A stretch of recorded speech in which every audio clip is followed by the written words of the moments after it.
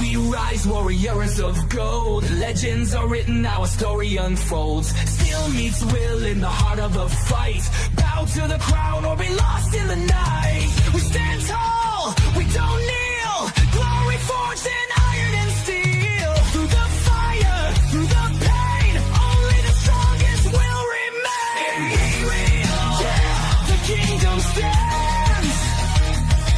Imperial, we rule the land. No retreat, no backing down. We wear the gold, we take the crown. Imperial, the empire reigns. Battle cries echo through the halls. Champions rise while the weak ones fall. One shot, one chance, destiny calls. Claim your fate or lose it all. We stand tall, we don't kneel. Glory forged in iron and steel. Through the fire, through the pain, only the strongest will remain. Imperial, yeah, the kingdom stands. Imperial, we rule the land. No retreat, no backing down. We wear the gold, we take the crown.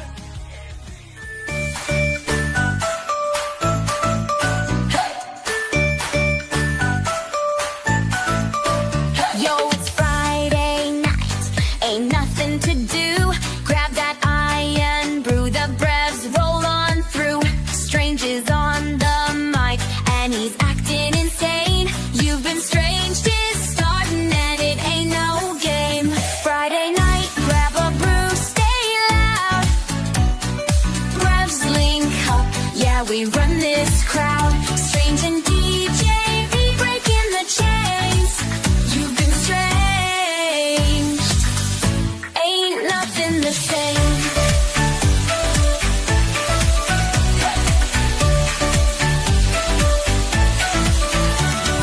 Strange day sipping that fizzy delight. Brevs in the booth turning up tonight. DJ B flexing, the media king. Born again Brev doing his thing. No rules here, just jokes and vibes. Iron brew fizz with the chaos live. So sit back, chill, let the night flow free. When you've been strange, it's the place to be. Friday night, grab a brew, stay loud. Brevs link up, yeah, we run this crowd. Strange and DJ, be breaking the chains. You've been strange, ain't nothing the same. Ain't nothing the same. Good evening, everybody. We are back. Well, I say we. It's just me. But there's a reason for that. As you see the background, if you've read the description of this week's episode, or if you've read the title, you'll know exactly what this is. A lot of people, they've been asking me questions about this, and well, I'm not the guy to answer those questions, because instead of your usual "you've been strange," ladies and gentlemen, we're gonna switch things up, and we are gonna have an exclusive behind the curtain interviews with excellence with, well, one of the best brevs that I know. And I'm not going to call him by strange tonight, which is going to feel really, really, really weird to me. Ladies and gentlemen, please welcome John McEwan. Boom. Bit off the Hello, mark mate. there. A little bit. It's very weird. It's not seeing you, smile and Pokemon card and everything. No, I agree. This is the most nervous I've been for a live. Normally, I know we've done one of these before, haven't we? Yes, a long time ago. Interview. It was about 2 years ago. Yeah. But I had a chance back then to read through the questions, and we kind of pre-recorded it, if I remember rightly. Yeah, we did. This time I'm thinking, I haven't had a chance to read through the questions. I don't know what's going to get thrown at us. But there's a lot of questions there. A lot of questions, and a lot of people watching wanting answers. We got Jaden there. Hi, Brevs. Evening, Jaden. Ed Hunter. Evening, Brevs and Brevettes. Good evening, Zoe. Mr. OK. Okay. Nice to see you there, Mr. OK. Lilith Lilac is watching. Evening, Lilith. I hope you're doing all right. Andrew Dixon. undeniable. Silverina, hello Brett. Oh wait, exactly. It's so weird, man. Oh, who? Andrew Dixon saying who? Well, we are going to get to that. We're going to get into exactly who you are, what you've done. Scarlett, this makes me want an iron brew. No, I am night. Monster tonight. Honestly, I need this after the week now I've had this week. Evening, Amy, and evening, Sammy O'Connor as well. Lots of people watching us. Before I dive into the questions that I've got, and there is quite a few of them, is there anything you'd like to say to those watching? And there's another viewer, Rob. Good evening. I hope you're doing all right. Before we dive into the questions, this is something that we've spoke about a lot. Doing a kind of behind the scenes interview about the IWF. I'm assuming most of the questions are going to be about. And I think that now it feels very real. Before it was a Facebook page with an idea. Now we've got merch, we've got belts, we've got the posters just being delivered. Everything's set up for the ring, and we've got venue. Like it's all very real now. So let's crack on. And I'm dreading some of these. I really am. Well, really am. The first question that I've got here, mate, is: would you rather fight a horse-sized duck or 100 duck-sized horses? A horse-sized duck. Still, you've been strange. I've got to house some humor in there. Oh. See, not a lot of people know this. I know I'm afraid of no bread, but I don't like big ducks or big birds. Somebody write that. But 100 horses that's the size of ducks. I don't think I'd guess through. Which one's going to kill us quickest? I don't know. I mean, personally, if it was me, I'd go for the horse-sized duck, because if I do successfully tame it or kill it, then I've got one hell of a dinner that night. That's true. I'm going to some duck that size. Feed the full tribe, couldn't you? Big bird, says Zoe. Nathan, hey guys, who's that on the sofa? Oh, me. Yeah, he's on about you. That it's. I think it's going to be weird for a lot of people as well, tuning in for the first time and seeing the words "John, owner of IWF." It's still. Where are the Pokemon? Yeah. So yes, that's my favorite. That's my favorite right there. So I think it would be the horse-sized duck, purely because I reckon I'll outrun it. Yes. Hey. Right. Yeah, definitely that. I do have some serious questions here as well.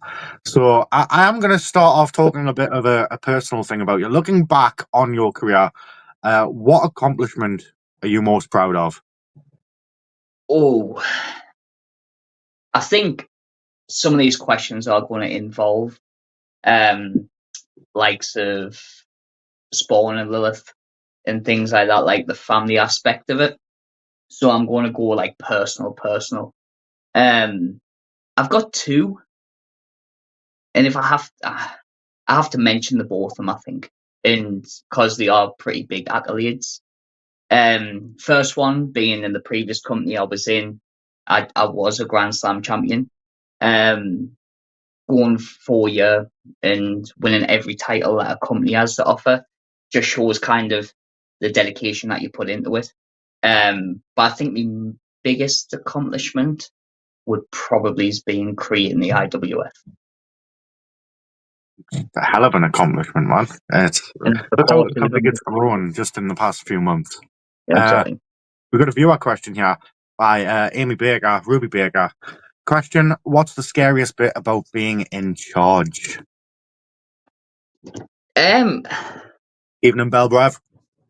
For me, it's the day that the kind of movement happened, and a lot of people followed, which I never expected. You've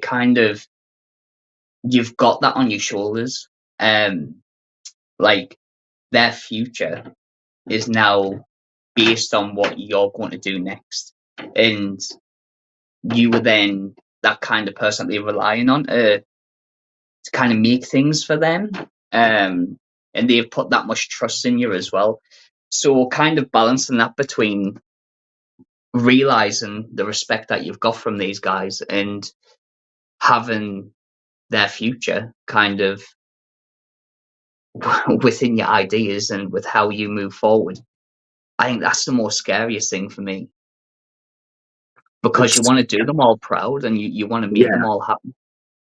I completely get that, and it's actually a nice segue into the next question here, because the question is: do you see yourself as a kind of mentor for the next generation of wrestling? See, with this one, I do and I don't, because when you look at like a mentor for people, the next generation, in my opinion, you'd be looking at the likes of UNG Matty, you'd be looking at the likes of Jam Dog, Persona, trying to think of a lot of the guys, Johnny Thunder, even Gia the Jackal, guys that's done this a lot of years, who can like really show off what they can do in the ring and help people improve, but is in someone who can mentor them in a way of trying to show them how they should behave, trying to make them understand how to show respect. I believe that I am in that sense, but in a wrestling sense, I don't believe I am just yet. I get that. I get that. And we do have another viewer question here from Matthew Little. Does it take a lot to put on a show? I mean, you've had It, experience in that department. I have. So previously, I've pretty much ran shows where I've came up with ideas, put matches together, but I haven't done kind of nitty gritty bits. It has been a lot over the past few months. It's more than I expected, but when you see the like just for example, when the belts come out or the posters being printed, or you see the response that you're getting online from fans and the roster, it kind of makes it where you don't mind the hard work. Like that's Yeah. second to seeing the outcome. So yeah, It's it is a lot of hard work, especially when you work a full-time job and you've got a family. But I think it's definitely worth it. I think you might have just answered my next question as well, is what keeps you motivated to stay, involved in wrestling today? So my motivation comes from it's not just like the family aspect and things. It's more kind of what I said in the first or the second question, where a lot of people put their trust in us. That kind of makes me have that motivation to make this successful. Also, previously, there's been a lot of when I got into wrestling. I know you got in about a year and a half ago. Yeah. I was a football coach, so I coached. At the time, it would have been under 14s. I had them ever since, so under 11s. And I remember saying to my partner Zoe, I went, "Do you know what it is? Like, there's more drama in wrestling than what there is in football." And these kids are like the age that they're at, they're coming through puberty. They want to be like, "Oh, I've got the testosterone levels. I'm like right up there. I want to be the best on the pitch." And the drama that you're seeing from them was nothing compared to what I've witnessed. But that's not actually the normal way of things, what I've learned recently. So my motivation is to create somewhere that isn't like that, where there's no politics, there's no sort of animosity. It's all about a group of people that loves wrestling and they want to put on the best show that they can. And if there's any issues, they get dealt with privately. Yeah. I completely agree with that as well. Everything should be dealt behind the curtain, so to speak, away from everybody. It doesn't need to be public or anything like that. Definitely not. So moving on, what inspired you to create the IWF in the first place? Had you been thinking about it for a while, or was it just a moment? It was like right, I'm doing it. You kind of already know the answer to this, but Yeah. but for the viewers anyway. So, me and Persona, we were going to run a spin-off show called, was it the Future Stars or Future Division.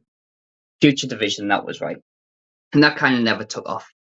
And we thought we would kind of hit a home run if we put our heads together and were created like we want to do like a spin-off at first, but it was round about New Yearish time. We discussed it further, and we thought, look, everything that's going on, like I was waking up on a daily basis checking. I was worried to check Facebook for one.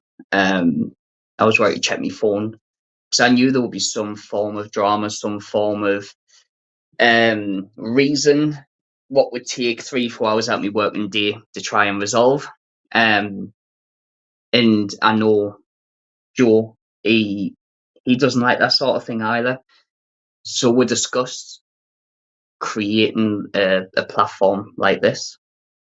And then we had the idea. I spoke to you, and we created the logo and things. And that was going to be for 2026, if I remember rightly. Yeah, it was well down the line.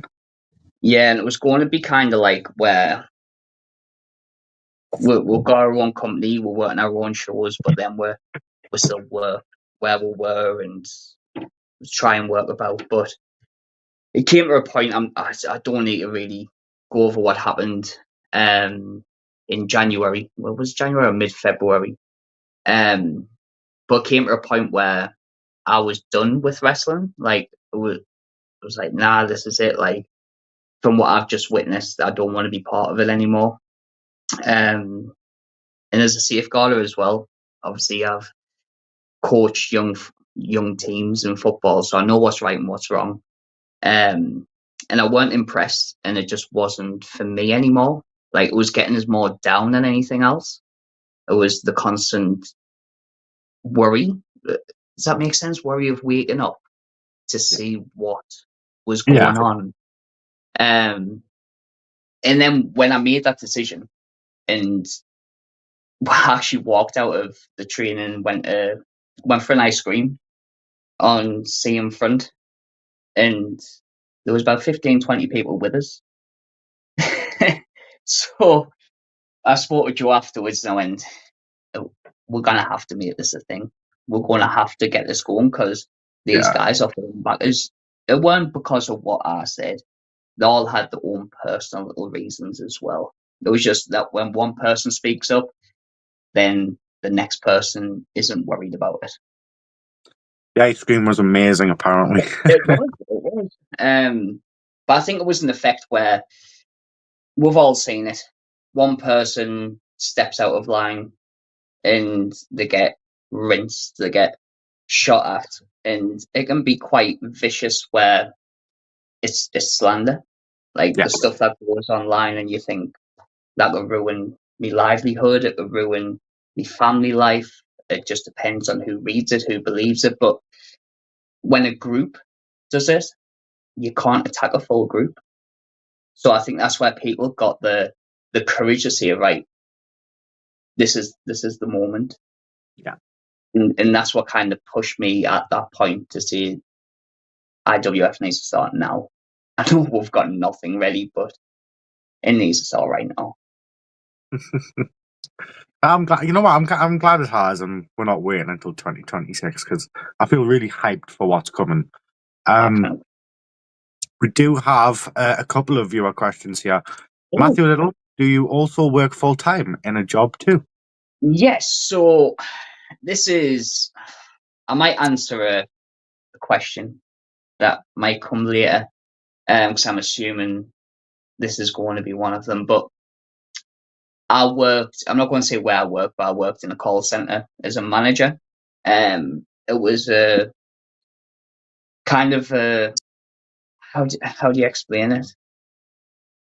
It was like a partner, so it weren't actually internal, it was external. We worked for a company. Third party. Yeah, it was like a third party company. I was a manager there, and I took the dive to go internal, and drop down to just being a call center advisor. I was there 10 months, and I applied to be a manager.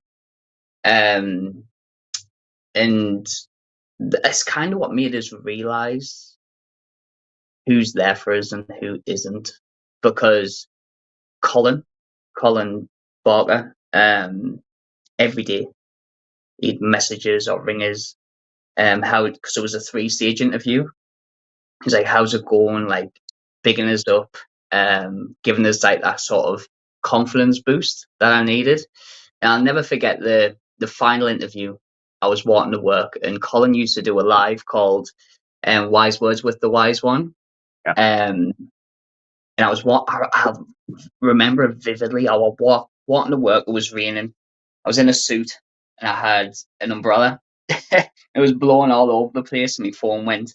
I was like, oh, who's this? I had my big JBL headphones on, and it was a video from Colin, and it was a little video of Wise Words with the Wise One, wishing us the very best. It's the creepy. There he is. Speak his name and he appears. Good evening, There he genius.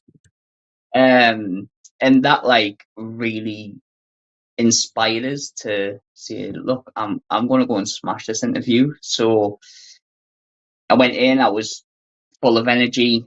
Passed the interview. I now work internally as a manager in this call center, and a lot of that goes down to Colin for how he really gave us that kick up the backside that I needed. Yeah, and that's another thing that kind of brought us onto the IWF, because obviously me and Colin were really close.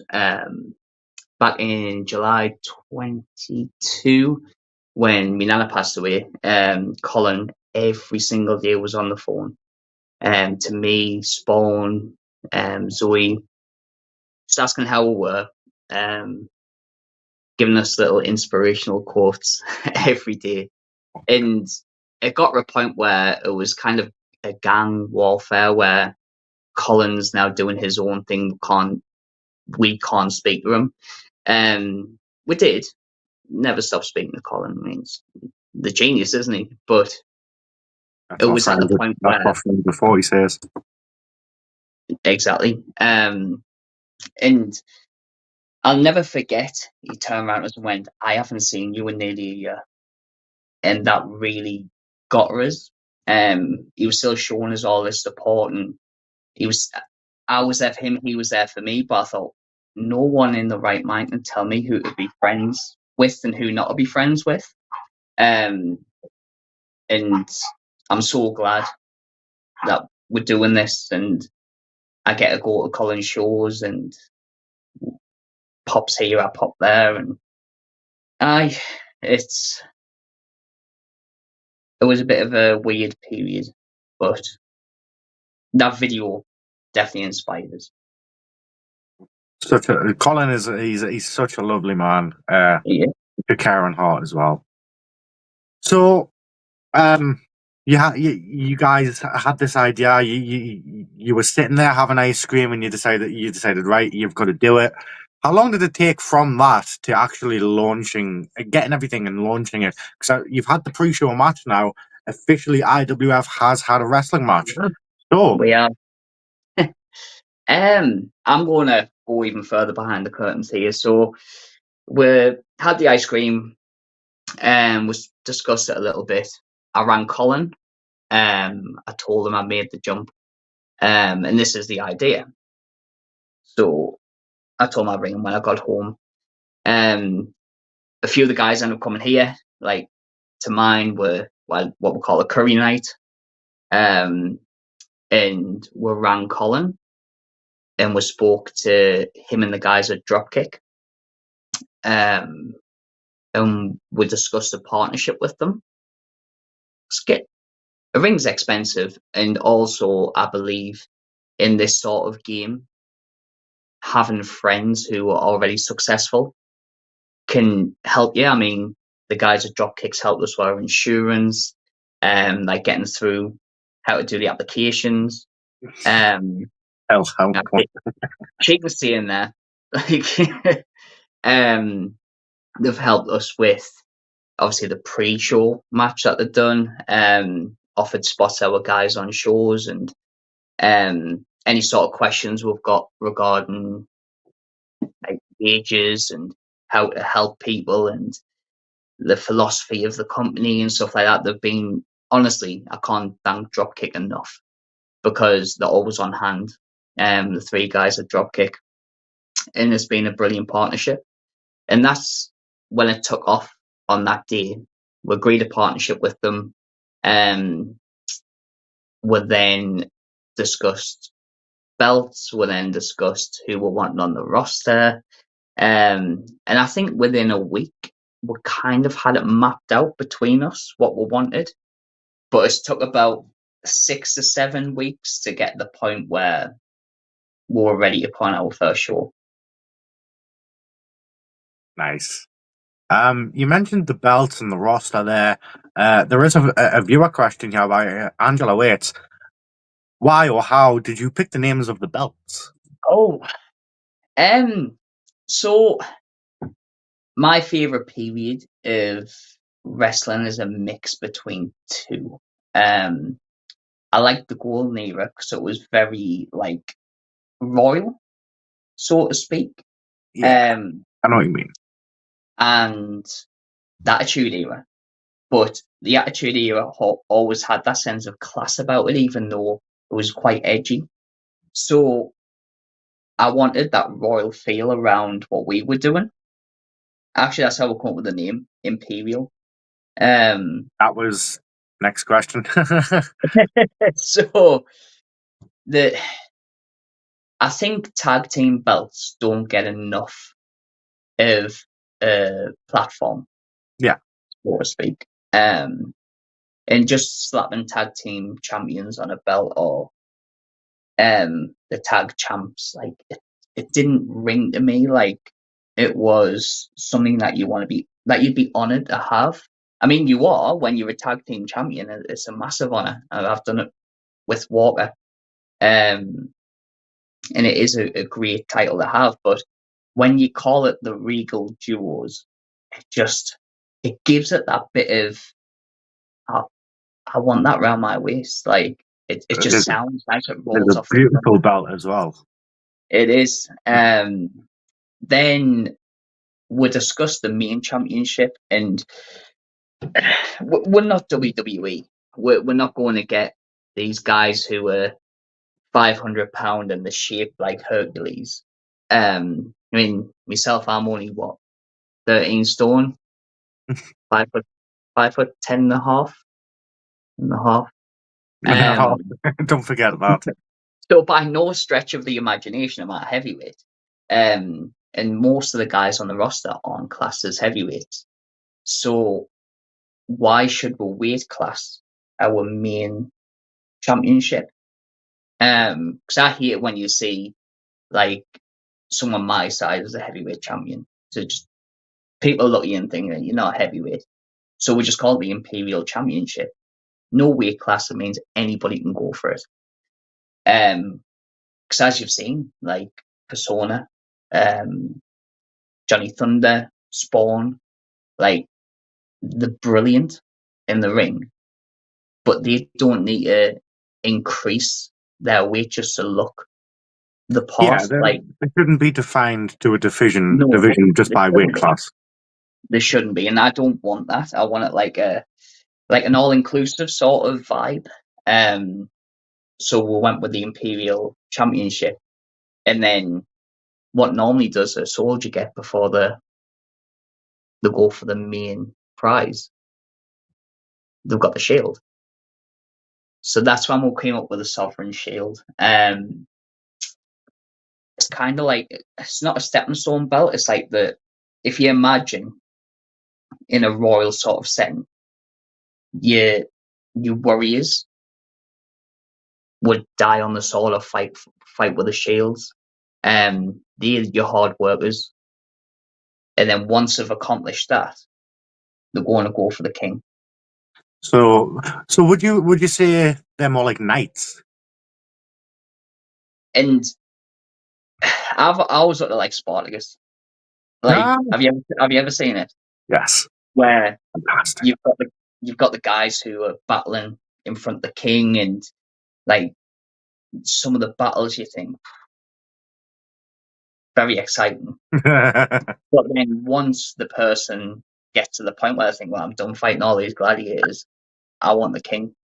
Like, that's the vibe that I want for it. Yeah. And I think we've got them bang on, I think. That's I don't know if I should pop that question up. I mean, it is a legitimate question. Fire away. I'm throwing a curveball in. If you're not married, I think you should get down on one knee to Zoe.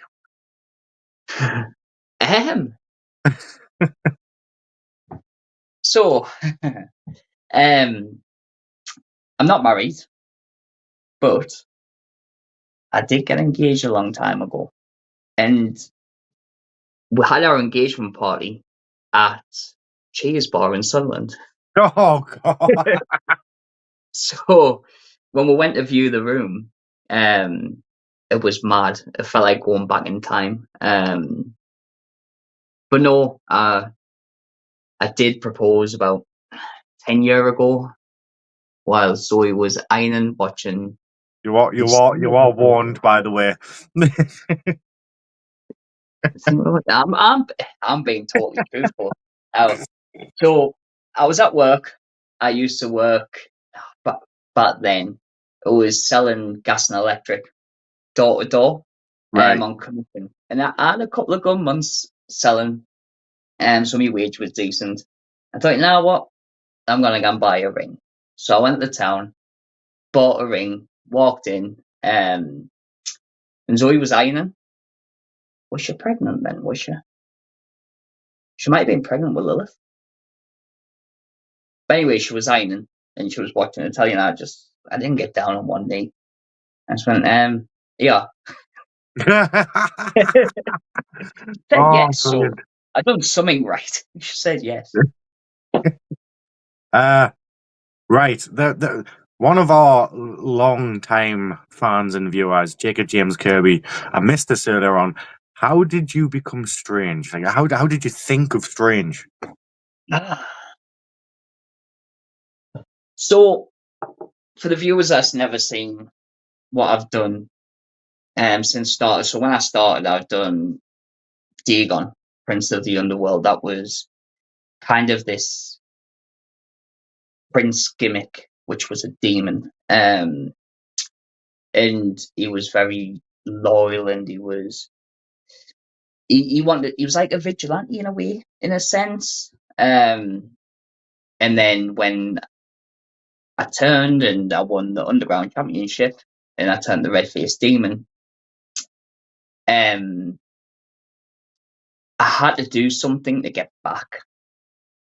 And the idea I got was I watched stuff like Jim Carrey and Joker Sting, when he was in TNA. If you haven't watched anything of Joker Sting, please go on YouTube and watch it. He is amazing. The Joker movies, funnily enough, I mean, but I just wanted at that point to have fun. Like I've said previously, like it was getting to the point where it weren't fun anymore. It was always a constant drama, but I thought, if I can make myself do these things, will I start enjoying it again? Because Dan, you know me, what now, 2 year coming up. Strange is just me amped up. Like, that's what I'm like. Like, I do realistically love Iron Brew. I do like to dance, even though I can't. Um, Brev isn't just something I see on It really camera. isn't. We all call each other Brev. It's become a legitimate thing. I don't know. It was more of I wanted to create the story where I was going mad. And I bought a red suit and I put on a red smile and I thought, this is it. And when I started acting it out and it was more like me rather than this angry demon with red face paint, I started enjoying it again. And I mean, some of the stuff we've done since then, like every live has been fun, and like every video that we'll put out has been funny, and like Dancing in the ring. That was fun. The dance. I can't remember the song name. Chocolate.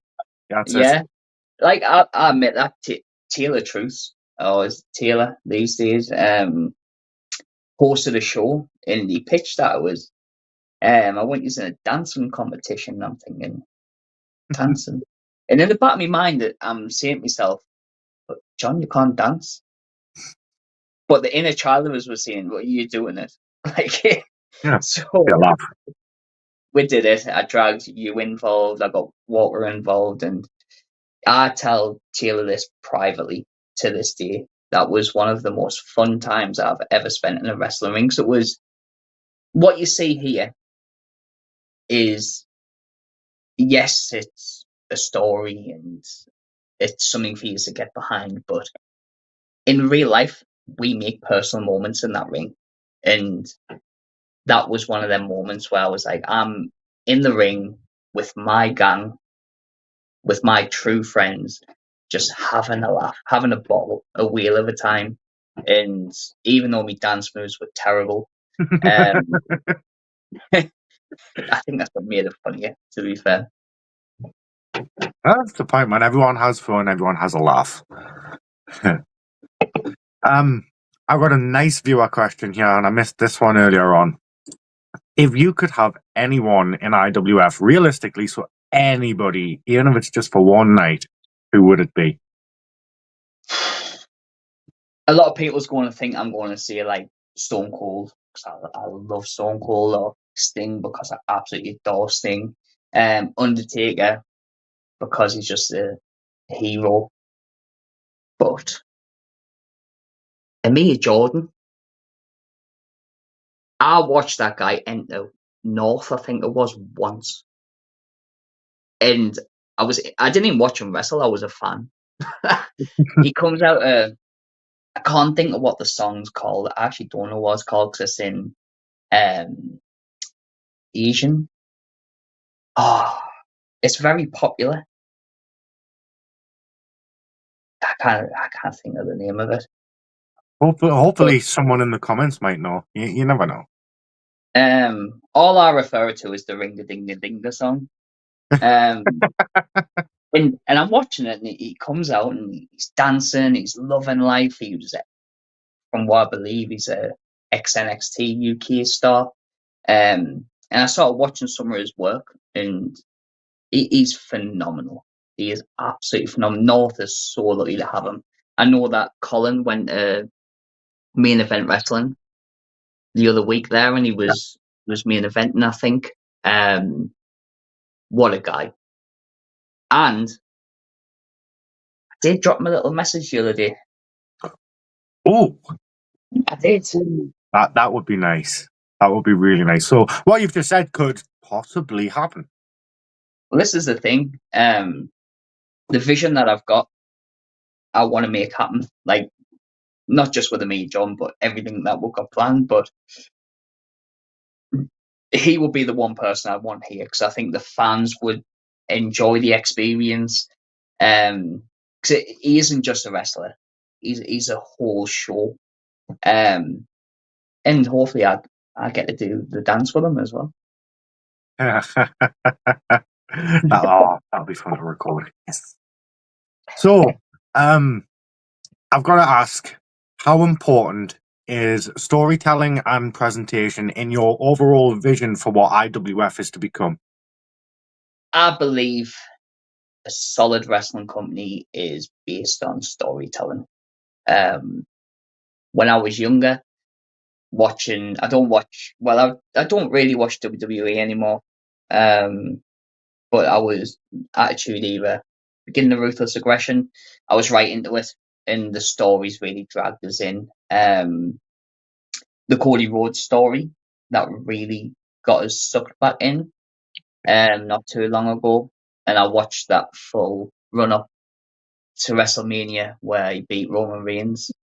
But it's crucial. I think if you haven't got a story, what's the point? Yeah. I love storytelling. I really do. You'll know yourself. Before I got involved in all of this, what I do online, it's all storytelling. It's telling a story with somebody online. So without it, you haven't really got anything consistent. So I love how, 'cause I know personally you've sat down and you've thought of things way ahead of time, and you're like, right, I can see it going this way. This will be fantastic. Everyone will love it, and I know how dedicated you are to pushing that out there. I Bravo to want you. I want it to be like a movie rather than just putting a match card out. I want IWF to be this cinematic Yes. vision where, and it's true what people see. I want people to look at what's going on, and even if it just takes your mind off all of the crap that the world's throwing at you for 5 minutes, it makes you smile and gets you excited for something. Like, trying to think of what we've got going on, like Spawn, Johnny Thunder, and Alan Shaw, three absolute amazing talents. We'll put some stuff out there. We've spoke about it, and I know it's getting people excited because that is a match that personally I cannot wait to see. Mhm. And it gets people look forward to it, and it's like Christmas. Like the build up to Christmas, I love. Christmas is quite expensive, so I don't really care for it that much. But the build up is brilliant. And if we can do that and give people that feeling, then my job's done. That's pretty much what I'm aiming for. Right, we've got, I think there's about 10 more questions here on the sheet. How did you, and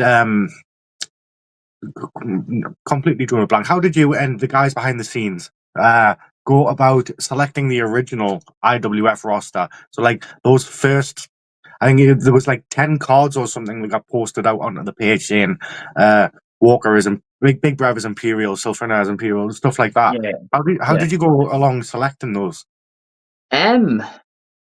So if people's been following me for a while, they would have seen that I took a big liking, well, not big liking, but a big interest in the future stars.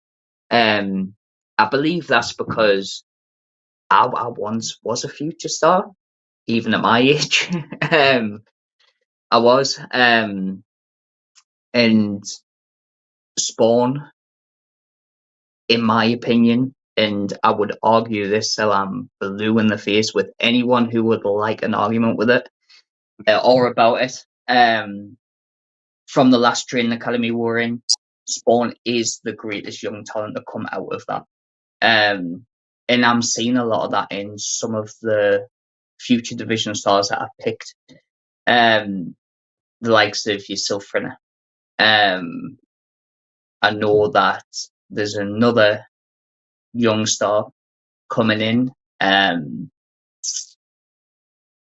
want to say too much about him, but he is fantastic. Jakob, Ethan, Lilith. Like, you've got the base of some, how do I explain it? People who one day I'll be able to sit back and go, these are the guys who started. They've rose through the ranks and now they main event in my show. And that'll be a proud moment, especially for our trainer.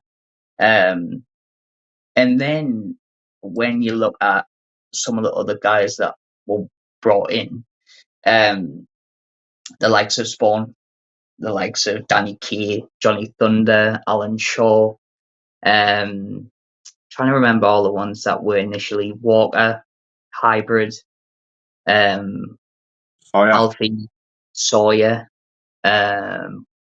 Persona. How did I forget him?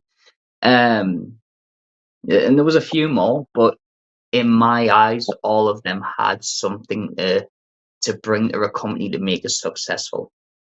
A lot of them, well, I would say all of them, fantastic wrestlers, but there's a majority of them that's got exceptional characters as well.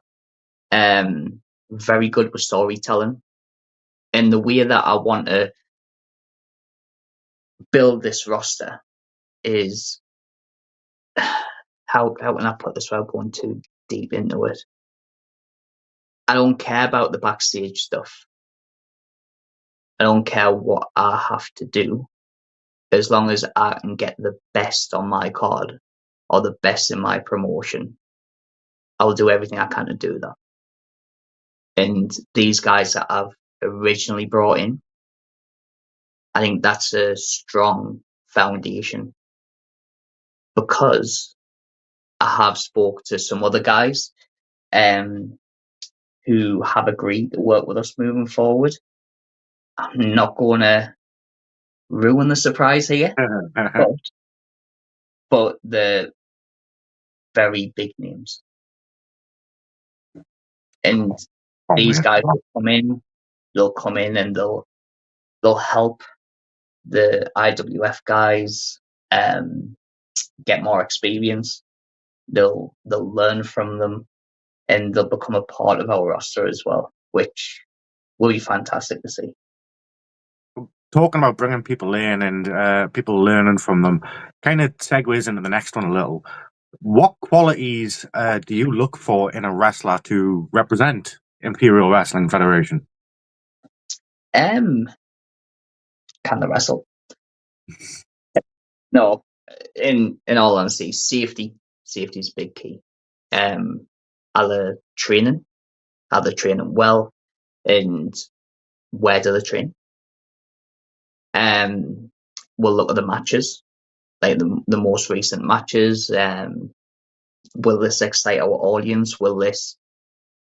Because you see some shows where people go and they'll pay 10, 15 quid to get the ticket, and they're sitting there watching...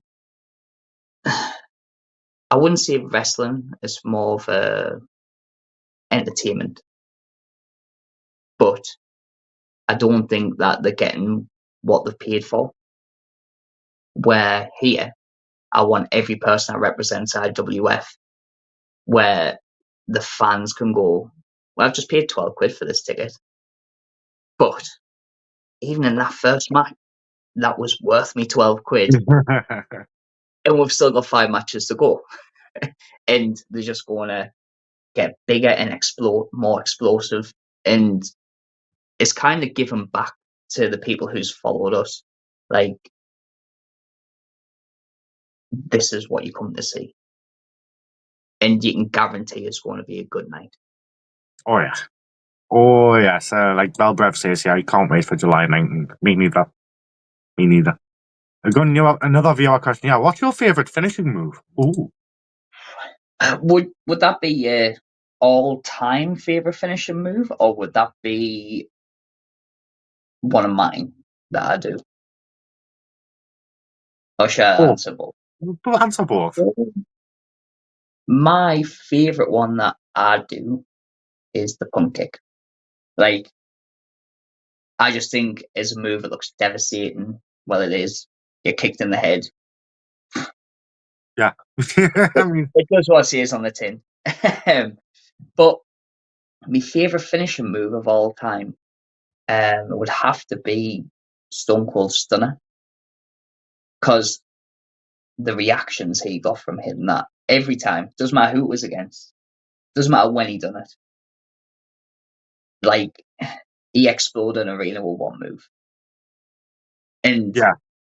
as a young Stone Cold fan, I used to have me little smart price cans of orangeade, and I would smash them together while he hit the stunner. And yeah, I loved it.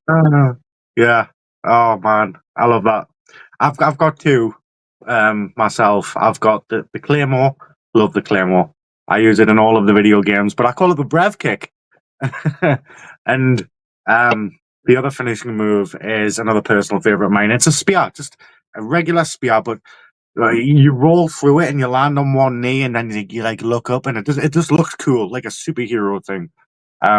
Speaking of speed, so you see Braun Breakers Oh, and oh Corrigo. yeah. I don't think anything's beaten that for a while. uh, Spawny likes the clothesline from hell. It is. It is a very, very good move.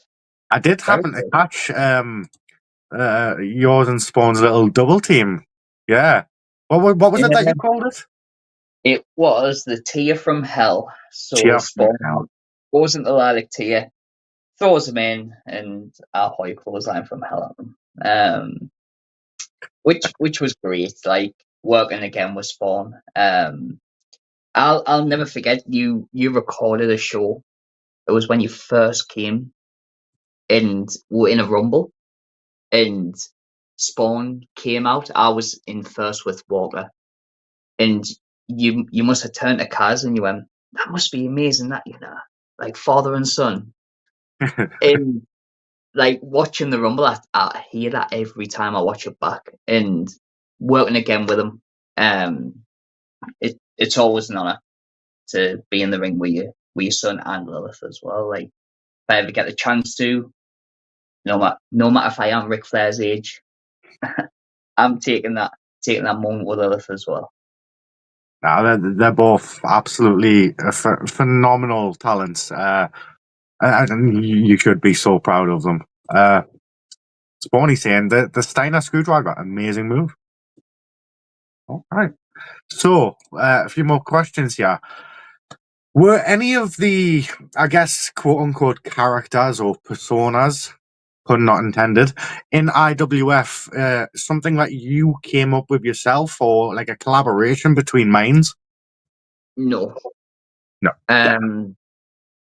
Reasons being is I don't want anybody doing something they don't want to portray. I don't want anybody feeling that you've created this persona or you've created this character, so I owe you something. I don't want my roster feeling that way. I've always told them, look, you've got your own creativity. Like, I'm not going to tell you who I want you to be. You pitch something to me. If I like it, then you're going to be on the show. I don't want to hold anything over anyone. Even though I would if I give somebody a persona and they went, look, can I go to SWE? Can I go to Alba? Can I go to Dropkick? And use that character, I would never say no. I would never actually want my guys to come and ask us if they can take a boot anywhere, just for starters.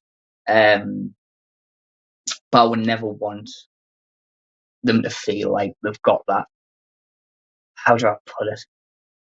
I don't want them to feel like they should have to ask to use something when you become a persona, when you become a character, that is you.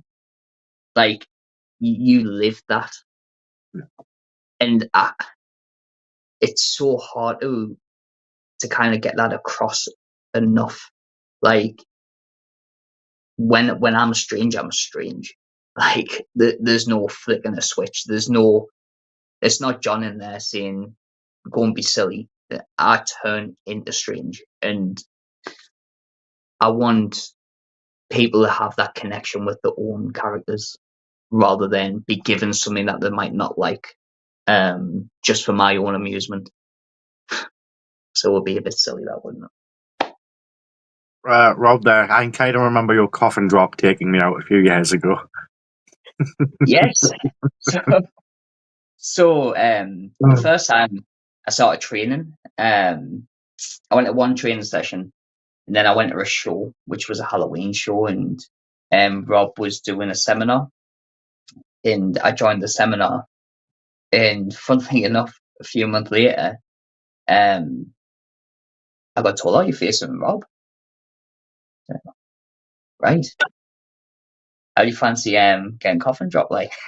Yeah. So he's on the outside the ring. I just thought, I've seen Darby Allin do it, and I like Darby Allin. So I climbed out, ran at him, coffin dropped him, and yeah, kept us both down for the 10 count. This one, don't know how much you can say about this one without giving much away, so we'll see. Do you have a long-term vision or arc already in place and planned for the IWF? And how long in advance have you got it planned? Like, Um, do you know what's going to happen a year from now? so when I was creatively in control of my stories, I always like to know what was going on for at least a 12-month period. Because I think if you can plan that far ahead and you know what's going to happen, you can kind of feel what's needed. And you can get some structure. So I don't want to give too much away, but we've got plans.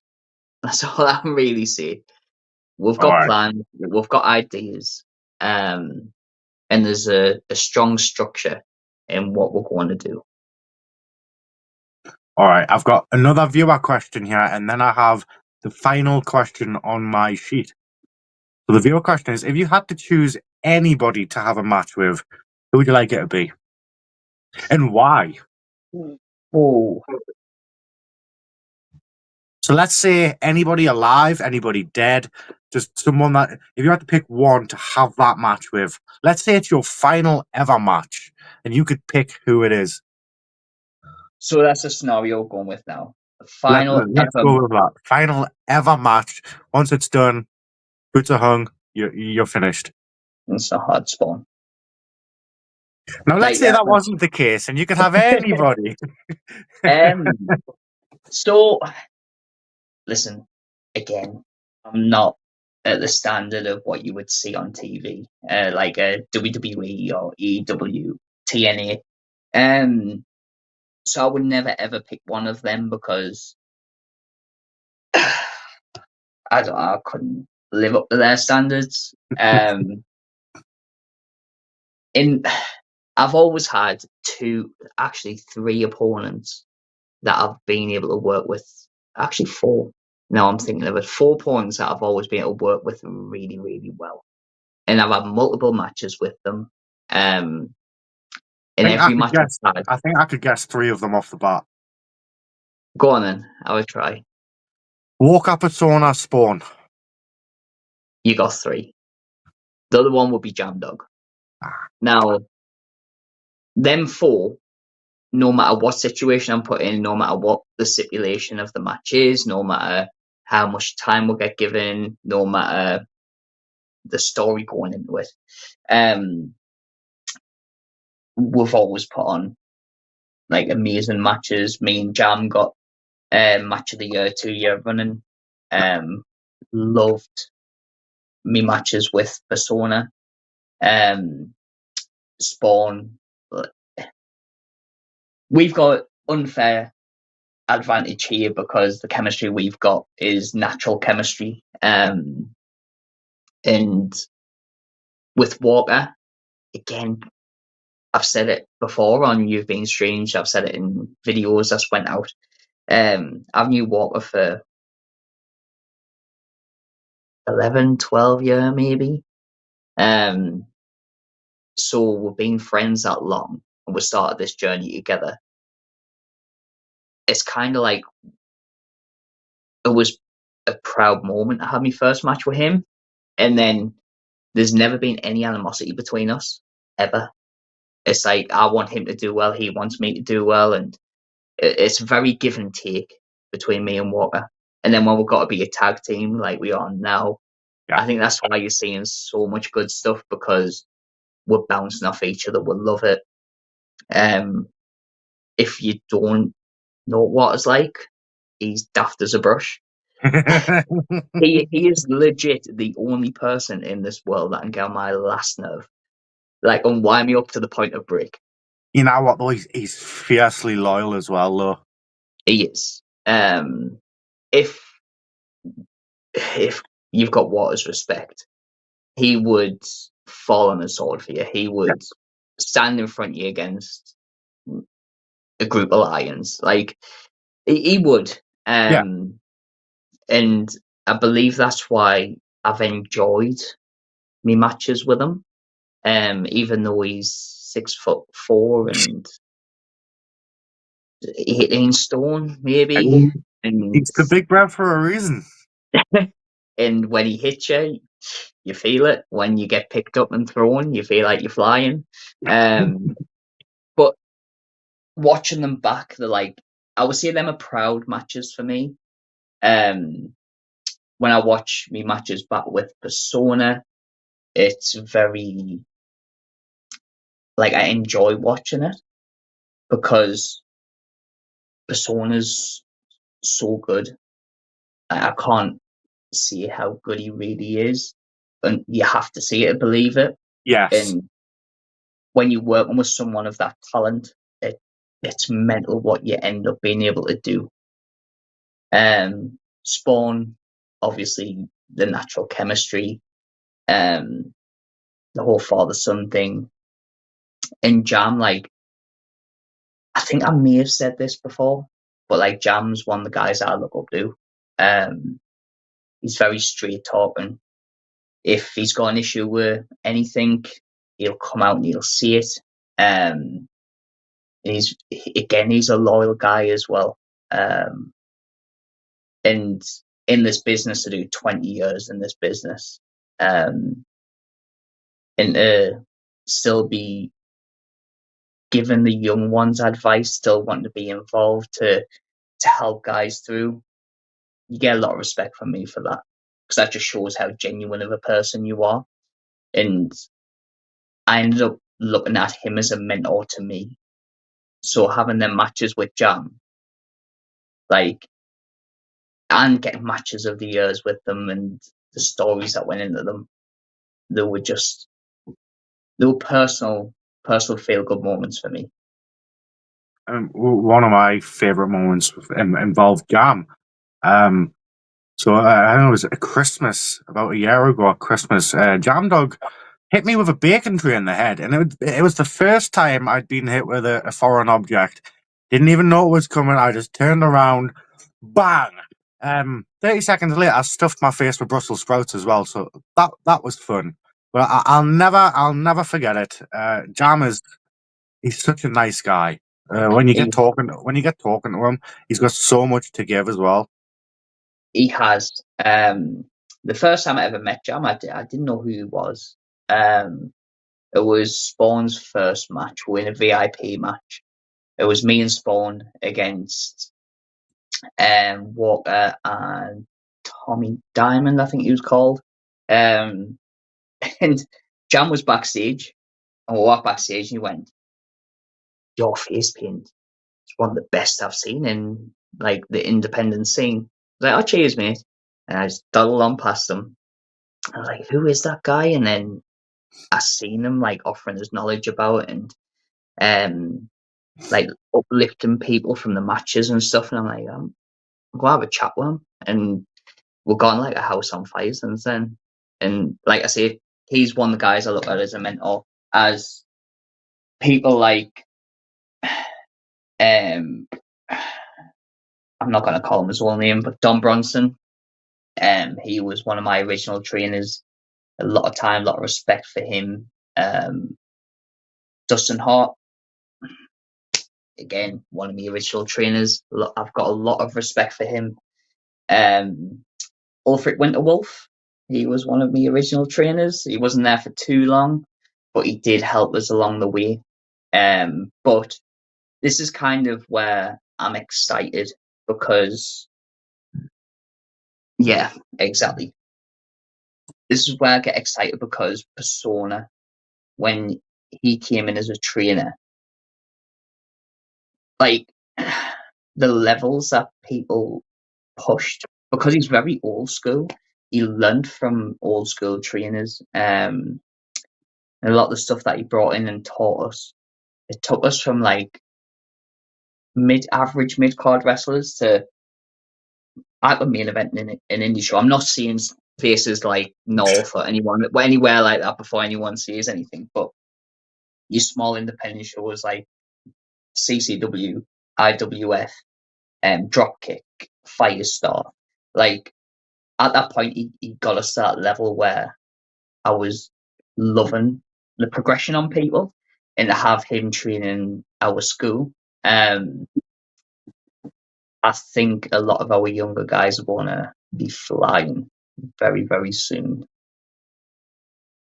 Well, it's funny you say the younger guys flying very soon, because the very last question I have here on the sheet is, where do you see the IWF being in 5 years' time? So 5 years, let's say 5 years from July 19th. So 5 years from the very first show, where do you see all of us being in IWF?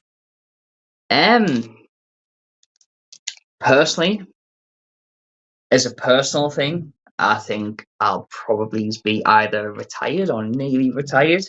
I'll be hitting the big 4-0 by in 5 years. No, we're pulling the Wolverine on you. You're doing this till you're 90. Ric Flair style. Yes. When we have Stranger's last match, we're going to have the words last match actually in quotation marks, because we know it won't be. But I said what I wanted in the next 5 years. The day I told Spawn me and Joe was creating IWF. I said, we're on the way to the gym, and he went, funnily enough, he went, Dad, where do you see the IWF going? Like, well, in 5 years' time, I want to be challenging companies like North. Not in a way of challenging them for, like, ticket sales or whatever, but Yeah. I want to be on that level where the IWF is one of them names where I can say, shit, I've worked there. Like, you can put on your CV and know, well, if the likes of ICW or Progress sees IWF on that, like, CV, they're going to think, well, this person can work. I think it might be a bit of a stretch 5 year, because obviously places like North, they've done this a lot longer. And They're extremely established. yeah, and they put so much into it. So I don't think we'll reach that, but that's always the main goal. To be as established, like you say, and to be as successful as somewhere like that. That's what we strive to do. And I won't stop until we get to that point. Well, you have a very strong roster, a very creative team behind you, and I've seen it online myself. You have a very dedicated fan base, all just eager and waiting for July 19th, waiting for the Grand Slam. They want to get themselves to Chasbot, and they want to see all of this happen from the ground up, from the foundation, because that's what the Grand Slam is the foundations of what IWF is going to be going forward. From that show onward, that's the stepping stone. That's where we start. It is the Grand Slam. That's like the IWF's WrestleMania. Every year, the Grand Slam is going to be one of them where it marks our anniversary, but it's also the biggest night of them all. So it's crazy, because you created that Facebook page, you set it up for the IWF, and within 72 hours we had over 400 people on there. And all those people have watched what's happened from the beginning. They've seen everything. So I think when it comes to the Grand Slam, everyone knows what's going on. Everybody has had the hype. They've had the buzz. It's coming, and it is. It's not far away now. No, What? very close. 2.5 months, somewhere Okay, around that. And when they sit in that seat and Vita's Seventh Element comes on, and I burst through them curtains with the red smile, and you see the likes of Spawn wrestling back in Sunderland. You see Thunder coming down. You've got Alan Shaw. Watching my dropkick the other week, he is a phenomenal talent. Oh, yeah. He He really really is. I trained with Alan not too long ago. Not too long ago, about a year and a half ago. And to see where he is now, he's made huge jumps in the last year and a half. He was phenomenal back then. So what he is now is next level. You've seen Walker. He's come out saying he'll face anybody, and we always know you're going to get a hard hitting match from Walker. I can feel that roof coming off when his new song hits. Persona in action, like, as much as he is a prat, but the person behind the persona is such an incredible talent, and I think the fans love to hate him because they love seeing what he does Yes. in the ring, but they also enjoy booing him. Yeah, they would miss giving him crap if he wasn't there. Exactly. And I feel like,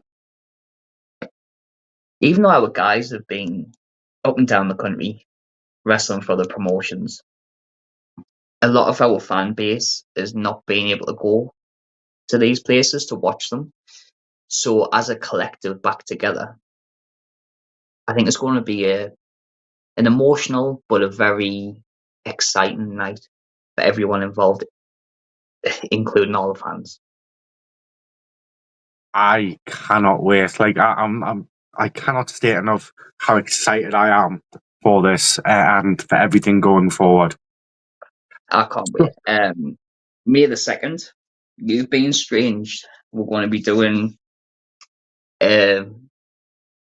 tickets actually go on sale the moment that You've Been Strange music hits.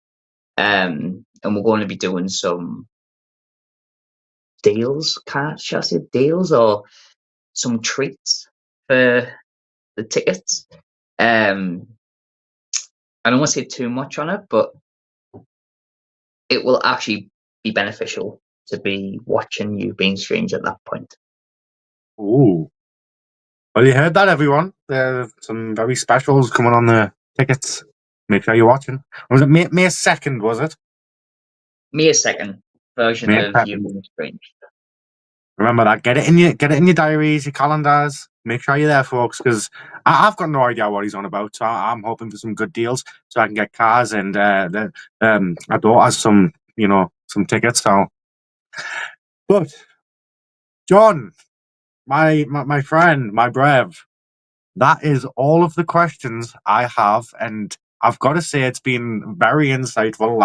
I've heard a few things I didn't know, but before we sign off, the floor is yours as usual. It's still You've Been Strange. What would you like to tell everyone? This isn't as strange. What would you, John, like to tell everyone? First and foremost, it's been a wild ride. It really has. I want to thank a lot of people at this moment. Obviously you, all the work that you do, this platform, everything you do behind the scenes. Joe, for kind of being there with us and creating the IWF. I know that he wants to do behind the scenes very soon. So that could be something that you'll have to speak about to hear his story, because it isn't just mine. I really love that. Yeah, it isn't just my story, it's Joe's as well. We're doing this together, and it's a complete 50-50 split. But he's been by my side. I've been by his. We've been through a dark period, with slander online, untrue things that's been said, and we've kind of picked each other up when we've been down, and that's been massive, massive. The guys who come on this wild ride from day one, like, I can't thank them enough, because it gave me that feel of, wow, these guys believe in us. Like, it isn't just the company that believe in us, and we won't let any of them down, guarantee it. The fans who seen us on one platform and came over to the other one, to watch us and to support us, like, that means so much. Knowing that, again, is, yes, there still might be a fan of the other platform, that's great, but they want to follow and support us as well. That means a lot. And people like, I want to go into a bit depth here, but the likes of Colin, Jamie, Leon, Rob, Jam, Ewan, all the guys that's reached out and showed support and helped us when, don't want to say too much because it's not about that, but when we've been down, Taylor has been a big one for that. When shit's hit the fan, so to speak, they've been the guys that reached out and went, look, listen to me, let's get through it together. And I'm really, really, like, honoured to have people around us like that. Like, you were there. It was me, you, Taylor, Brian, Nath. Is that all that was there? Oh, Are you, and are you talking about this? yeah, this is it. And Taylor, I'm so sorry, I forgot what the dog's called. Delta. That's it. Like, that was a day where we're all kind of needed just to get out, get some fresh air and have a coffee and have a laugh. And just them moments alone was built from wrestling. Like, I wouldn't have knew any of yous if we hadn't been doing this. But yeah, it's a lot of thank yous from me, and I just want to plug a few things, if that's all right. I mean, it's only your show. You've been strange. Well, behind this is behind the curtain. You've been strange behind the curtain. So you've kind of hijacked it. No, so SME, jump over there, watch their content. If it's after 12 o'clock on a Saturday and they've got really silly videos on, over 18s only, please. Yes. Yes. Dropkick, they're very close by. They run the shows in Thornaby. They're doing the Symphonia Suites on May the 4th. I think is that Billingham, is it? I believe it's Billingham, yes. Yeah. If you can travel, go along, watch them. The last show I was at, this is not just me trying to big up the company, like, I thoroughly enjoyed it. We'd done our pre-show match and we sat in the crowd, and it was such a good show. It was. Firestar are doing some big things. I've seen on the page that some of the shows have got coming up. Wrestling with Pride is starting in May. I think is it May 5th? 17th. Oh, I thought it was the 5th for some reason. No. I could be wrong with the date, and I do apologise if I am, but I'm sure it's the 17th. One of us is wrong. It's stuck in my head for some reason, the 17th. Taylor again, the last show I was at of his, it was just a good feel. And I believe this one's in Biker as well, isn't it? Same place. Yeah, same place. Yeah. St. Peter's Social Club, I believe. Yeah, it was a lovely little room. I say a little. They had a decent crowd in, and I May reckon you'll get 17th. good. So I thought so. You'll get a couple of hundred people in there, and that's what I want to see the next show from. Show him some love. His roster that he's built over time is. I enjoyed it. Yeah. I did. I even liked the little conga thing they had going on. Conga thing. Yeah. We know you like a conga. Tell you, I was a big fan of Sassy Bear. Sassy Bear. There was a few good ones. Spawn, the two lads that Spawn was in the triple threat with. Amazing. Bolt. Love Bolt. Love his light up shoes. Yep. What's he called? Him that likes to do the gritty. Gambit. What a guy. Love Gambit.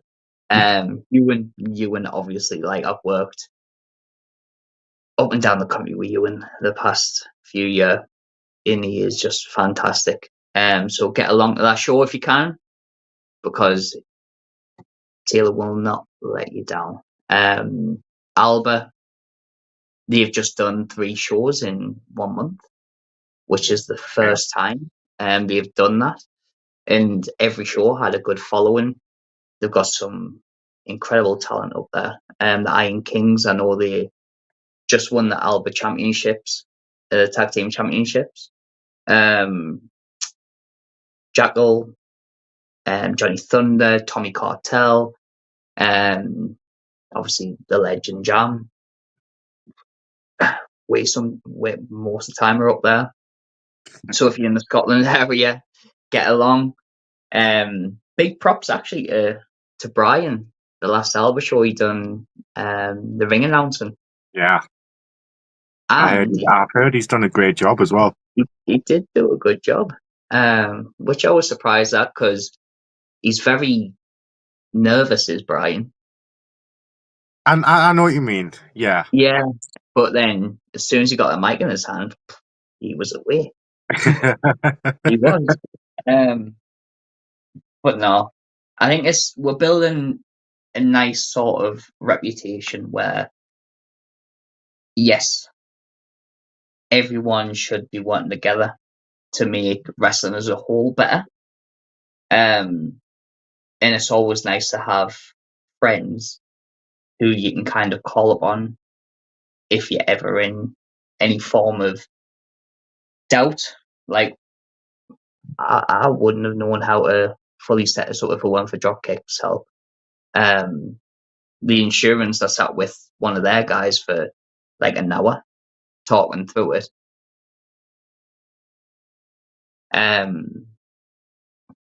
It was a bit of a head, but we got there. You've just reminded me of the whole logo debacle. My God, the crown. Oh, yeah. that annoyed me.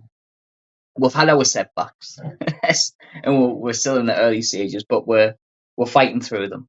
But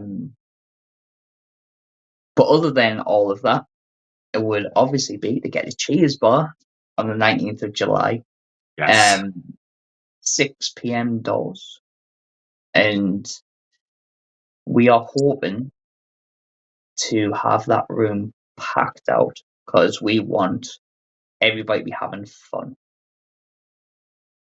There it is. Posters for it. There it is. Obviously the posters that'll be going out soon. When we'll post it, it's got pretty much the full roster in for that show. So I think everybody deserves to be on there. Yeah. It's going to be a big celebration, and I cannot wait. I think all the time and effort that not just me, not just Joe, but everybody else is putting into this. I'm seeing people get new leases of life in wrestling again. I kind of wait to hear the likes of Colin screaming drop kick at a show again. You with your camera in your hand. Zoe's took up the bellwoman's position. Now Brian's our resident referee. I know Madria is going to be on music. And again, like them two have been huge supports in what we do. Behind every great man, there's an all right woman. So, nah. Don't clip that, people. Clip it if you want. If I've got black eye next week, I'm not doing you being strange. Nah, I will. I just put a bit of makeup on. But no, it's going to be a ride. It sure is. But I would love to see a lot of old faces in that crowd, a lot of new faces, and a lot of guys that I haven't seen in a while who's reached out. I would really like to see all of them there as well. It's a new chapter, Brett. New chapter. Honestly, I'm so glad. I'm honoured to be part of this from the ground up, from the very start. And I think a lot of others feel the exact same way. Without you, without Joe, without everybody else behind the scenes, I don't know what I'd be doing right now. I honestly don't. I really don't know what I'd be doing. Like, the day I thought I was going to quit, like, I don't know what I'd be doing. Like, I haven't got a story like other people where it's wrestling saved me life and all of that. Like, I haven't got one of them stories. I got into it because I just thought one day, let's give it a bash. And I've enjoyed it ever since. And when I decided that enough was enough and I was done, I don't know if I would have been able to just sit on the city. Don't know if I would just be. I was that buzzing about it. We'd done a You've Been Strange when I hadn't even had anything planned. Anything sort of. We just thought, let's just go on and have fun. Yeah. And I think this is going to open doors for. I keep referring to the younger guys, but I honestly think out the bunch that we've got guys that are going to go far. Like they are. You're going to see them at the big places like Progress and North. You're going to see them push the boundaries and try to get into NXT. I like that. Jacob James Kirby, he's been following you for a long time now. He has. See, now he's the kind of fan that I enjoy because he interacts a lot, and I remember there was a period where he was giving us a lot of crap, but it was all fun natured, was a bit banter, and I seen his little picture of the Iron Brew earlier on. Yeah. Again, like you just said there, you watch, you follow, and you enjoy, and if that's what we can do for people, then my job's done. I know, like Spawn, his is obviously the same as vision as mine, but he wants to reach that level of NXT. He wants to be on telly. He wants to wrestle like legit as a professional, and I do think IWF is going to be one of them stepping stones for people like him. Yeah. And if you're not wanting to go the full distance, you're going to have fun here. Yeah, I mean, at least you're gonna have. At the very least, you're gonna have a laugh. You're gonna have fun with people. Yeah, and you're going to be able to watch back these shows and go, I was part of that. Like, that show was amazing and I was part of it. And I think that's all I really want. I want to see smiling faces leaving Cheers Bar on 19th thinking, can't wait to come back. Yeah. That's it. That's what it's all about, man. It is. Oh, wow. That's what it's all about. So, my friend, it's been a pleasure to sit down with you again and interview you. It's very different from the end of the last one. I don't know if Is you it? do you remember how the end of the last one went? I think I got a little bit angry, a bit You got a little red-faced. bit angry. That it was fun. That was a fun time to do. Very fun. But Is there I any more comments before we sign uh, off? has the last comment we've got here is, has Spawn changed his underpants? If you mean I know he changed his trunks. he's changed his trunks, he went from the shorts to the trunks, which I think has made him look a lot more professional. I Yes, do. yes, I do. I agree. As for changing his underpants, well, you have to ask Zoe that one. I don't do the washing. My guess is Oh he probably God, hasn't. bit of information I maybe didn't want to walk away with after tonight, but it's there. Well, I, I don't know what more to say, but thank you very much for on behalf of myself and everybody watching. Thank you for coming on as John, giving us this insight, giving us the look behind the curtain into not only IWF but yourself, your thought process throughout this whole period. And Zoe can confirm all his pants have been washed. Oh, there you are. Okay. Luke Miller, thank you for IWF. And thank you. No, thank Again, you. I think a lot of people has thanked us for creating this, but like that comment there, this wouldn't have been a thing right now if it weren't for people like Luke, if it weren't for people like Spawn and Sylphrina, Alfie, Ethan, people like that, you, Dan, Brian, people that went, I'm putting my eggs in his basket. Like, the reason it's created is because of us all. And we're going to succeed together. That's the main thing. We're going to do it together. And what I want to see for the guys that've done that, I want to see them all around this country on different shows. I want to see them not representing IWF, but representing themselves, Yeah, doing what they love. So anyone that's watching, promoters, anyone that knows a promoter that needs a couple of guys or wants to give a couple of guys a chance, please message the page. We've got guys and girls that's ready now. They're thriving, waiting for July 19th. I'm quite sure they'll be happy to travel and kick some heads in other yeah. places of the UK. And Nate Sawyer, Spawn, and people like that.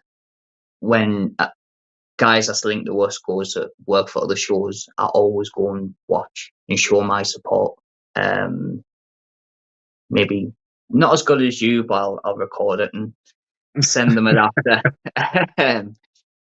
And you always bump into people that you know. Always. Yeah. Well, I think that does officially bring us to the conclusion of your interview. So I've enjoyed it.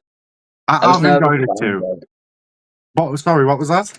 I said I was nervous at first because I didn't know what was coming, but I've enjoyed it because I think a lot of the fans would like to know this sort of stuff, and we haven't give anything away, which is a good thing.